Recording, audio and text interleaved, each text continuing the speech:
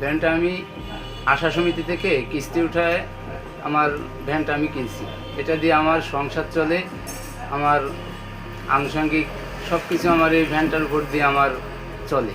Income করি, van চালাই, ব্যবসা করি, এই ভ্যানের উপর দিয়ে আমার সব কিছু চলে। ভ্যানটা আজকেরা 3টা 15-র সময় আমার এই ভ্যানটা প্রেস ক্লাবের সামনে থেকে, মেইন গেটের সামনে থেকে, পাশে আমে ফলের আড়ত আছে, ওই জায়গা থেকে আমার ভ্যানটা চুরি হয়ে গেছে, নিয়ে গেছে। এখন আমরা তো ভিতর থেকে, আড়তের ভিতর থেকে বেরোয় দেখি আমার ভ্যানটা নাই। এই ভ্যানটা এখন আমার না দেখলাম তো অসহায়, আমার সমিতির কিস্তি, আমার সংসার, আমার এগুলো তো চলবে না, আমি তো অসহায়। এখন হচ্ছে আমার চলতে গেলে খুব কষ্ট হবে।